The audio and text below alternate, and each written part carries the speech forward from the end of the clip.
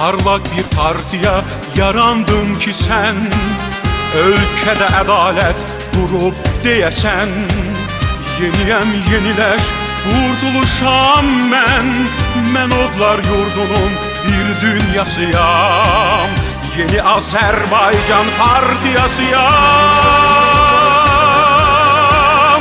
Oyubdur adımı, Heydər andımız, azadlıq uğrunda aksa kanımız. Sevinçle söylerik kurban canımız. Ben odlar yurdunun bir dünyasıyam. Yeni Azerbaycan partiyasıyam. Ben odlar yurdunun bir dünyasıyam. Yeni Azerbaycan partiyasıyam.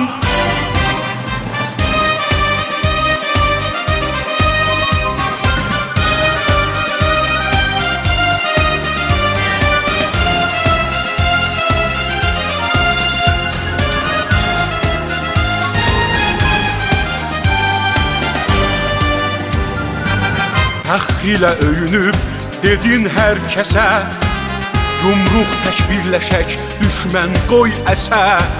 Gəl haqqa biz gedək, kimlər nə desə. Mən odlar yurdunun bir dünyasıyam.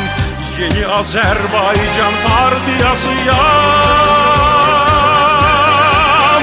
Oyubdur adımı, Heydər andımız, azadlıq uğrunda aksa kanımız. Sevinçle söylerik kurban canımız. Ben odlar yurdunun bir dünyasıyam. Yeni Azerbaycan partiyasıyam. Ben odlar yurdunun bir dünyasıyam. Yeni Azerbaycan partiyasıyam.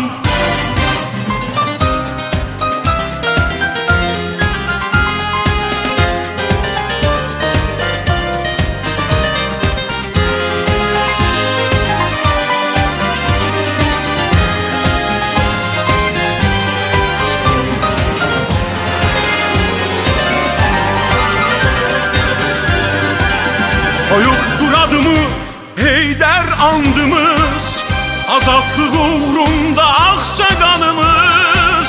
Sevinçle söylerik kurban canımız. Ben odlar yurdunun bir dünyasıyam. Yeni Azerbaycan partiyasıyam.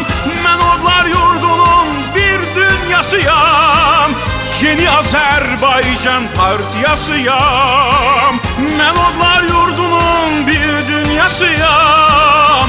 Yeni Azerbaycan partiyasıyam.